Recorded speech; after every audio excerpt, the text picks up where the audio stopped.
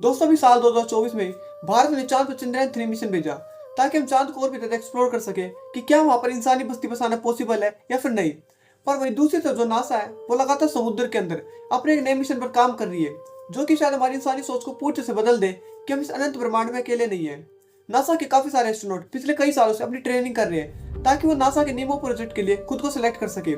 NASA लगातार समुद्र की 10 किलोमीटर की गहराई में एक ऐसे प्रोजेक्ट पर काम कर रही है जो कि शायद हमारी इंसानी सोच को पूरी तरह से बदल दे। अब क्या नासा को सच में एलियंस मिल गए हैं या बात कुछ हो रही है? नासा ने अपने इस मिशन को लॉन्च कर दिया है जो कि शायद हमें हमारे सौर मंडल में एलियंस के राज्यों पर से पर्दा उठा दे जो कि छिपे हैं हमारे इन्हीं गहरे समुद्रों में। अब अगर ये मिशन सफल हो गया तो शायद हमें हमारे सौर मंडल में एलियंस मिल जाए जिसके बारे में हम आगे वीडियो में जानेंगे। तो दोस्तों बने रहे वीडियो के अंत तक। तो दोस्तों मेरा नाम है रोलिंस और चलिए शुरू करते हैं आज के इस बेहतरीन एपिसोड को।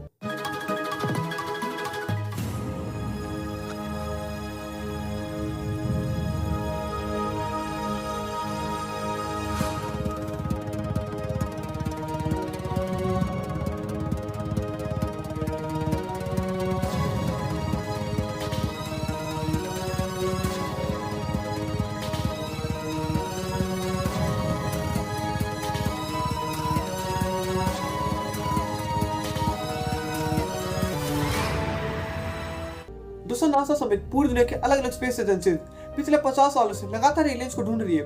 हालांकि अभी तक हमें एलियंस नहीं मिले हैं पर इन नियर फ्यूचर हम जरूर एलियंस को ढूंढ लेंगे।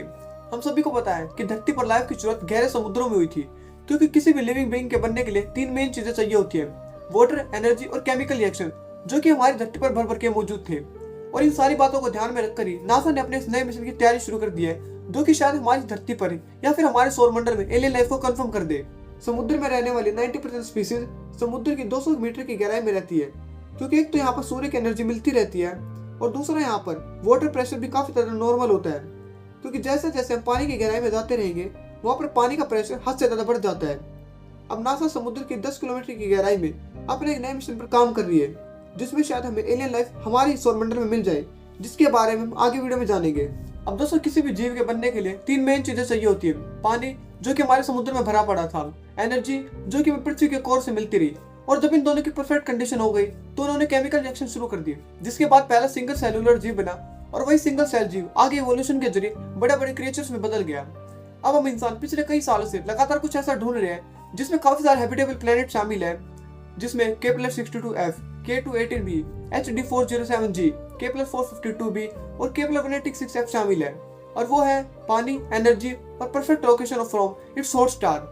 दोस्तों अभी तक हमने जितने भी एक्सोप्लैनेट्स ढूंढे हैं वो हमसे 500 से लेकर 5000 लाइट ईयर्स तक दूर है और शायद अभी तक हम इतने एडवांस नहीं है कि हम डायरेक्ट इंसानों को वहां पर भेज सके, पर आने वाले कुछ दशकों बाद ये सब पॉसिबल हो जाएगा। अब भले ही हम इन प्लैनेट्स तक ना जा सकते हो पर हमें हमारे सौरमंडल में एक ऐसा मून मिला है जो कि पूरी तरह से पानी से भरा हुआ है और वो है none other than यूरोपा।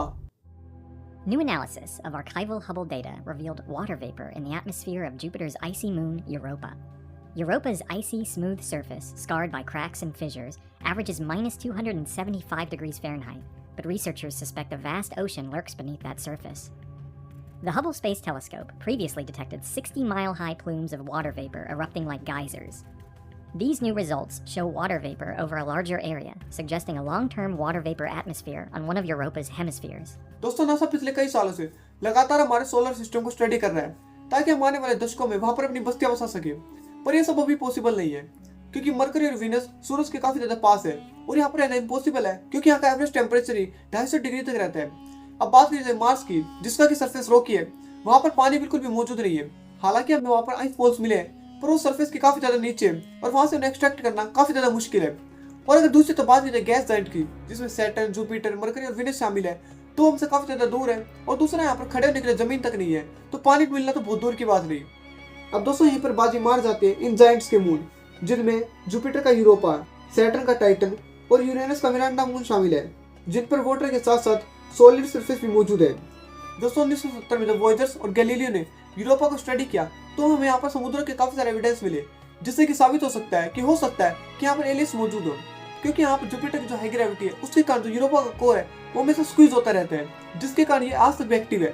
अब काफी सारे साइंटिफिक डेटा बताते हैं कि यूरोपा के ऊपर पृथ्वी से भी लगभग 2 गुना ज्यादा पानी है जिसके कारण ये आज तक भी एक्टिव है और हो सकता है कि इसके नीचे सोल्ट ओशन मौजूद हो। अब दोस्तों इसके अलावा काफी सारी अलग अलग स्टडीज में भी पता चला कि यहाँ के सरफेस में ऑक्सीजन, कार्बन, हाइड्रोजन और सल्फर जैसे एलिमेंट शामिल हैं जो कि पूरी तरह से लाइफ को सपोर्ट करते हैं। और इसी वजह से नासा ने यूरोपा के लिए अपने स्पेस प्रोब को लॉन्च कर दिया है। अब आप इसे कोई नॉर्मल मिशन मत समझना, क्योंकि इसकी स्टोरी काफी ज्यादा अलग है, जो कि मास्टरपीस साइ-फाई मूवी जैसी है, और इसे अब आप आगे वीडियो में जानेंगे। अब दोस्तों, यहाँ पर बहुत सारे लोगों को लगता है कि जो नासा वो बेकारी में अपने पैसे पानी की तरह बहा रही है, क्योंकि उन्हें तो धरती को साफ रखना चाहिए, उसी को प्रोटेक्ट करना चाहिए। अब यहाँ पर मैं इन लोगों को पूरी तरह से गलत नहीं कहूँगा, क्योंकि काफी हद तक ठीक भी है, पर इनको एक बात माननी पड़ेगी कि हम हमेशा धरती के भरोसे नहीं रह सकते, क्योंकि एक दिन ऐसा आएगा जब धरती पर आबादी 15 बिलियन तक पहुंच जाएगी, धरती की जितनी फर्टाइल लैंड है वो पूरी तरह से खत्म हो जाएगी, जानवर खत्म हो जाएगा, एनर्जी खत्म हो जाएगी। तब हमारा क्या होगा? हो सकता है कि किसी दिन ऐसा हो कि धरती पर कोई एस्ट्रॉइड आकर टकरा जाए, धरती पूरी तरह से खत्म हो जाएगी, मानवता खत्म हो जाएगी। तब हमारा क्या होगा? और इसलिए जो नासा है वो अपने अरबों डॉलर फूक रही है, ताकि जो इंसानियत है वो धरती पर ना सही तो किसी दूसरे प्लेनेट पर बची रहे। अब दोस्तों, चलिए इस मिशन की पूरी स्टोरी को जानते हैं कि कैसे पृथ्वी को छोड़कर अपनी डेस्टिनेशन यूरोपा तक पहुंचेगा। अब दोस्तों, पृथ्वी और चांद के बीच की दूरी मैक्सिमम से मैक्सिमम 4 लाख किलोमीटर है, जो कि पृथ्वी और यूरोपा के बीच की दूरी 628 मिलियन किलोमीटर है, मतलब लगभग 1600 गुना ज्यादा। अब दोस्तों, किसी भी मिशन को वहां पर पहुंचने के लिए पृथ्वी और मार्स के बीच की ग्रेविटी, एस्टेरॉयड बेल्ट और जुपिटर की ग्रेविटी से बचना पड़ता है, ताकि वो अपने डेस्टिनेशन तक पहुंच सके। अब दोस्तों, इस मिशन की कैलकुलेशन लगभग दिमाग फाड़ देने वाली है, क्योंकि इसमें इतनी सारी कैलकुलेशन को यूज किया गया है जिससे समझना किसी आम इंसान के बस की बात नहीं है। चलिए अब इस पूरी स्टोरी को टाइमलाइन के साथ देखते हैं। 3, 2, 1, lift off. Europa Clipper is the first mission dedicated to exploring Europa. This is the largest interplanetary spacecraft NASA has ever built and launched. We have the right team, the right technologies to leverage to go to Europa now and unlock those mysteries that are just waiting for us. The pictures we're going to get from Europa Clipper are going to blow our minds. How could you not be excited about something as monumental as this? दोस्तों, Europa clipper mission को अक्टूबर 2024 में launch किया जा चुका है, और ये Mars का स्लिंग शॉट लेकर वापस अर्थ की तरफ आएगा, और अर्थ का एक स्लिंग शॉट लेकर दोबारा जुपिटर की तरफ रवाना हो जाएगा, जिससे कि इसकी स्पीड को और ज्यादा इंक्रीज किया जा सके। अब आप एक बार सोच कर देखिए कि नासा ने कितनी ज्यादा यहाँ पर कैलकुलेशन कर रखी है, मतलब जो इसको किस दिन लॉन्च किया जाएगा, जो बाकी सोलर बॉडीज है उनकी डेस्टिनेशन क्या होगी, उनकी दूरी क्या होगी, ताकि इस मिशन को कोई भी दिक्कत ना हो। अब दोस्तों, इसके बाद इस मिशन को वहां तक पहुंचने में लगभग 7 सालों का लंबा वक्त लगेगा, मतलब ये 2031 तक वहां पर पहुंचेगा और अपने काम को शुरू कर देगा। अब दोस्तों, इसके बाद इसकी यूरोपा पर लैंडिंग तो वो भी तरह साइ-फाई मूवी जैसी है। अब इसके अलावा हॉलीवुड में इसकी तरह की एक मूवी भी बनी है, जिसमें कि दिखाया गया है कि कैसे कुछ वैज्ञानिक यूरोपा पर जाते हैं, और वहाँ पर जैसे वो लैंड करते हैं तो उन्हें वहाँ पर एक एलियन मिलता है जो कि उन सभी को जान से मार देता है। अब अगर आपने वो मूवी देखी है तो मुझे उस मूवी का नाम कमेंट में जरूर बताएं। अब दोस्तों, ये ऑर्बिटर जुपिटर के पास पहुंचने के बाद उसके 4 बड़े मून्स का मल्टीपल फ्लाईबाय करेगा, और उसके बाद ये यूरोपा की ग्रेविटी में एंटर करेगा, और वहाँ के एटमॉस्फेयर, टेम्परेचर, ग्रेविटी और विंड स्पीड को एनालिसिस करके उसका सारा डेटा अर्थ की तरफ ट्रांसमिट कर देगा। अब इसके जो क्रायोबोट्स है वो यूरोपा के सरफेस पर एंटर करेगा, और वहां पर पहुंचने के बाद उसकी बर्फ को पेनेट्रेट करना शुरू कर देगा, जिसमें सालों का लंबा वक्त लगेगा।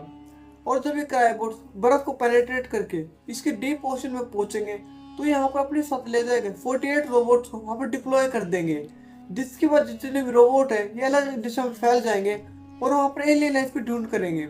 अब दोस्तों, ये जरूरी भी नहीं है कि यूरोपा पर रहने वाले एलियंस हमारे जैसे दिखते हो सकता है कि वो किसी दूसरे एलिमेंट जैसे कि सिलिकॉन से बने हो।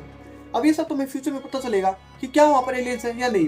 अब दोस्तों, आपको क्या लगता है कि कितने % चांस है कि हमें यूरोपा पर एलियंस मिल सकते हैं? अपनी राय मुझे कमेंट में जरूर बताएं। तो दोस्तों, आज के लिए बस इतना ही। आई होप आपको वीडियो पसंद आया होगा। अगर वीडियो पसंद आया तो वीडियो को एक लाइक कर दे और चैनल को सब्सक्राइब कर ले, ताकि आपको आने वाले वीडियोस को नोटिफिकेशन सबसे पहले मिल सके। तब तक के लिए thank you and have a nice day.